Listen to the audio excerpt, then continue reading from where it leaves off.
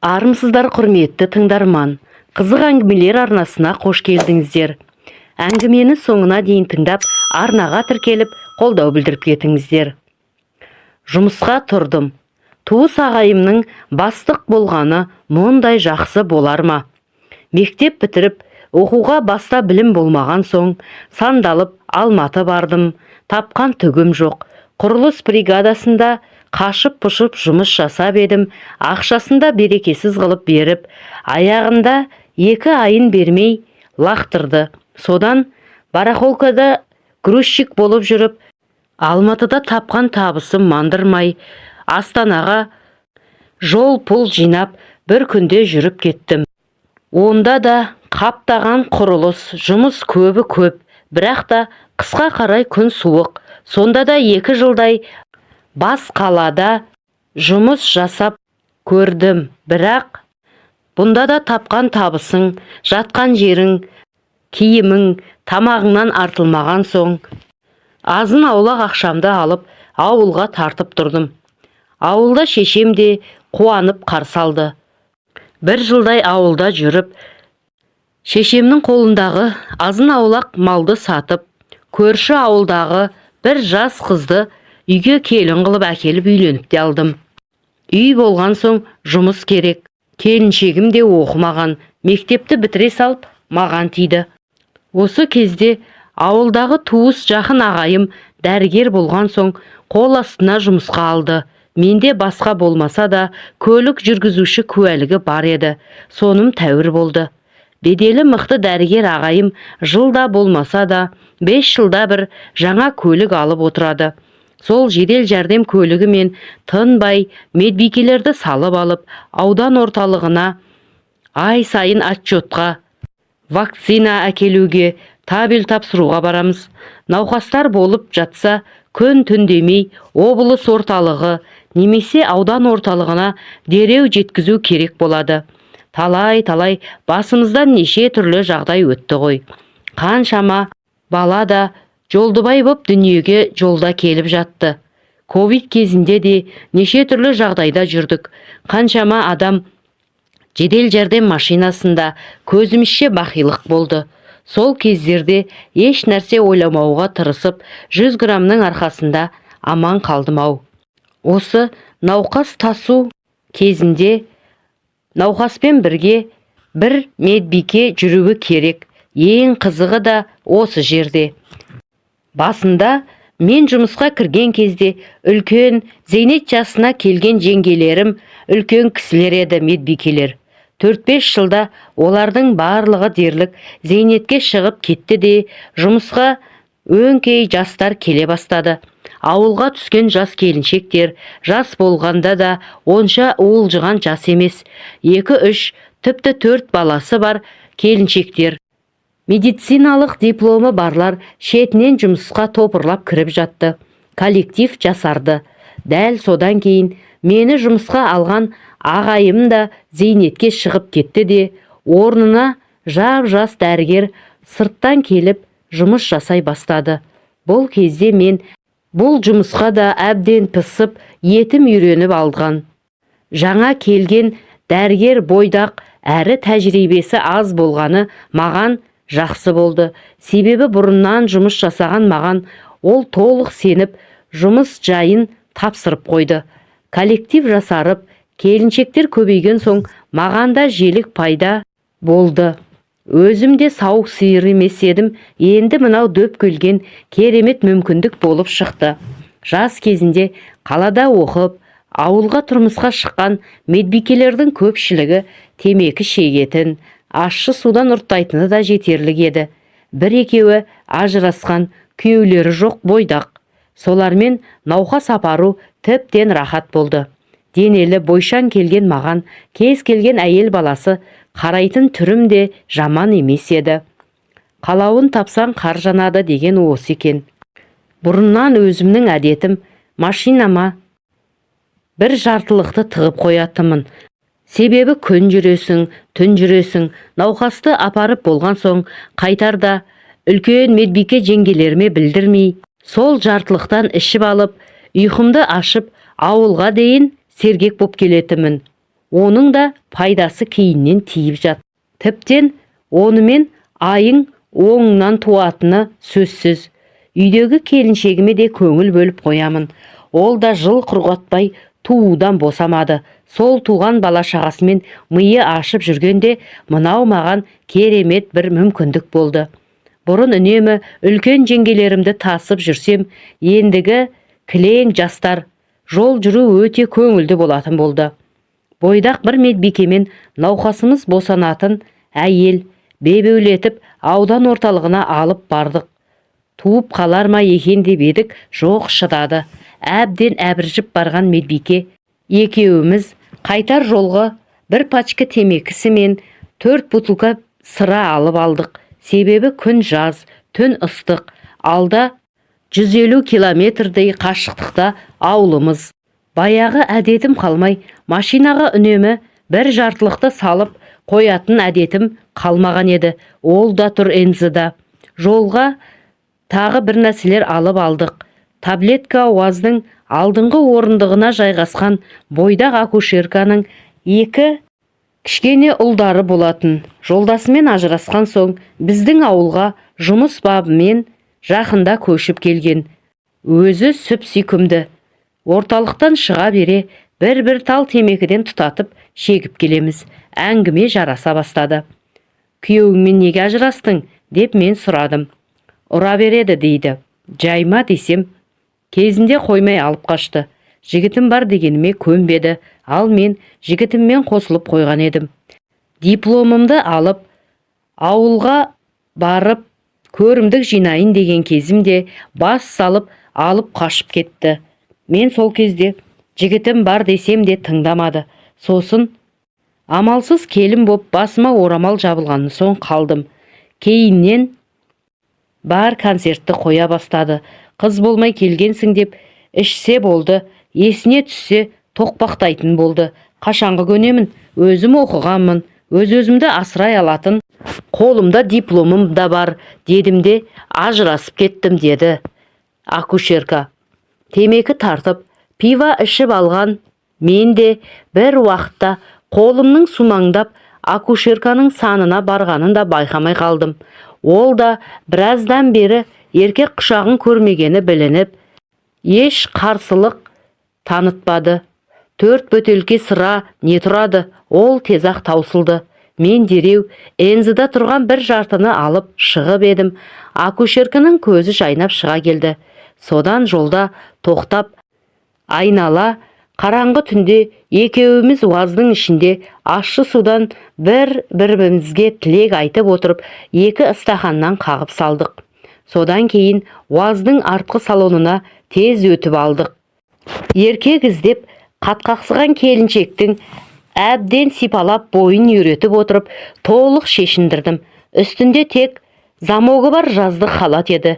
Оны бірінші замогын ағыта салдым.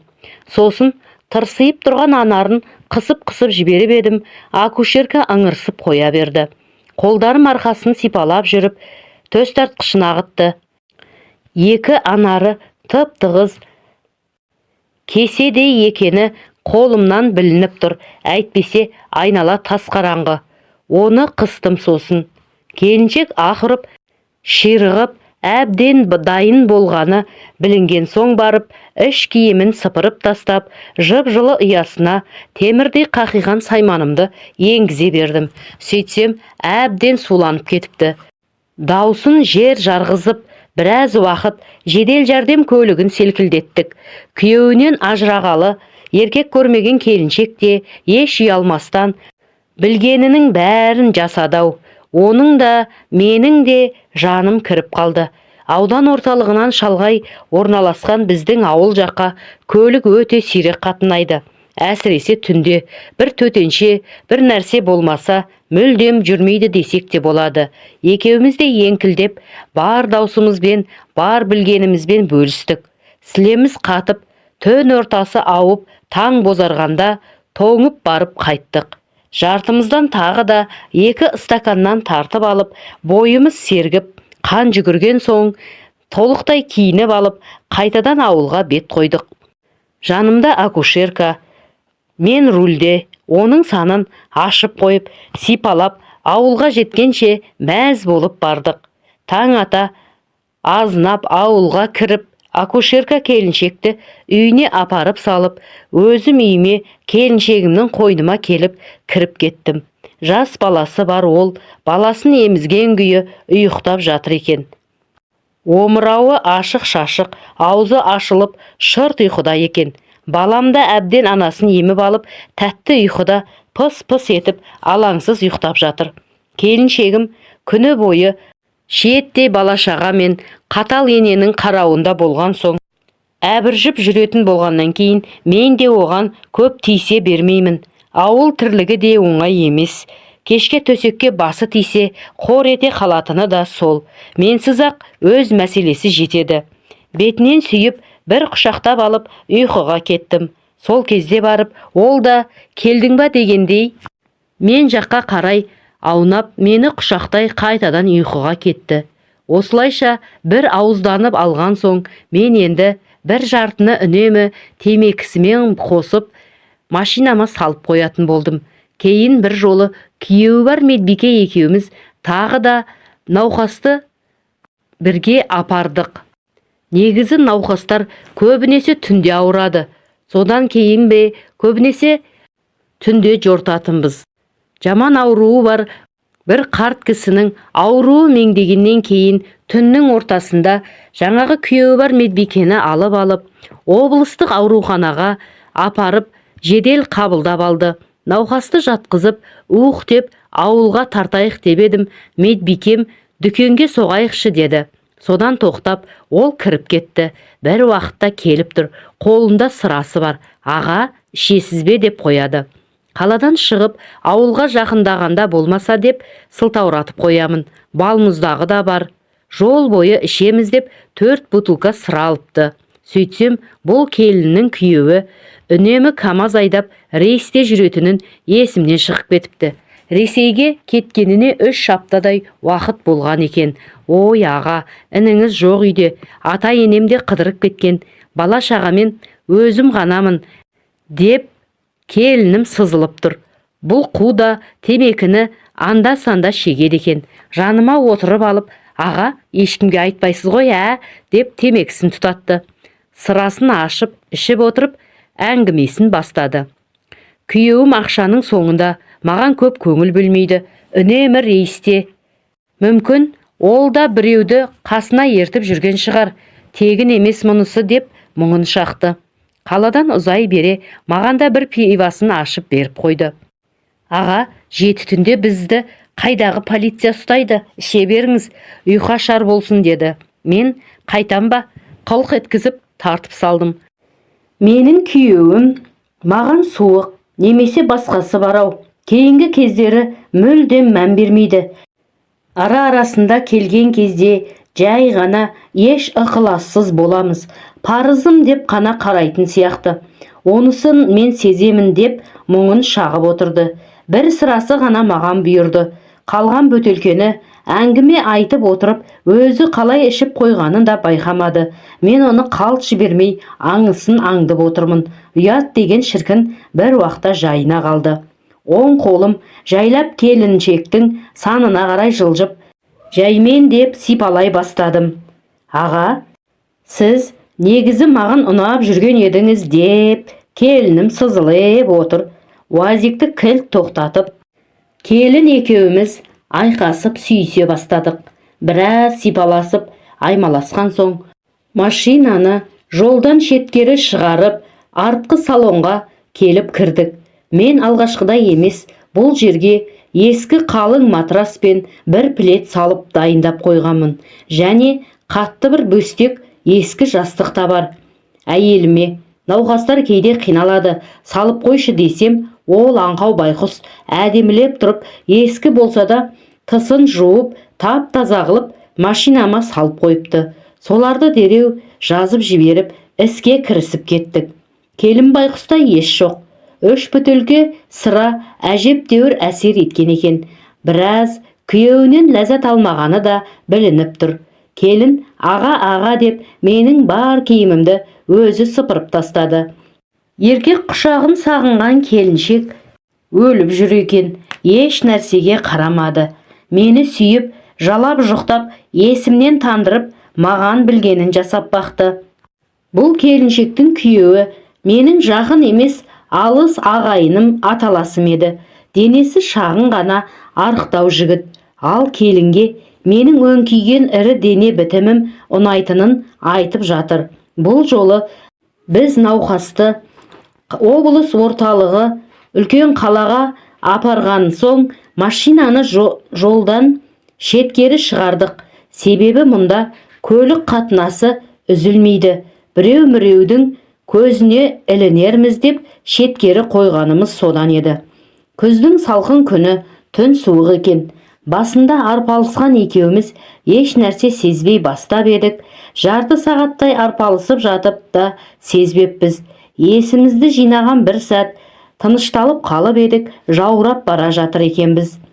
Мен бір шығарғанша келін ыңырсып 2-3 рет жіберіп алды. Әбден сағынып қалған екен. Жаурағаннан тез-тез киініп алып, машинадағы тығылып тұрған бір жартыны қақ бөліп, келін екеуміз ішіп алып жылындық. Содан кейін тағы қозып, шешінбей, бұтымызды сыпырып тастап, тағы бір алысып алдық. Бойымыз жылынып, көңіл күйіміз көтерілгеннен кейін ауылға қарай тартып отырдық. Таң атқанда тағы да азынап ауылға кірдім. Келінді үй жағына апарып тастап, үйіме келіп, келіншегімнің жанына қисайдым.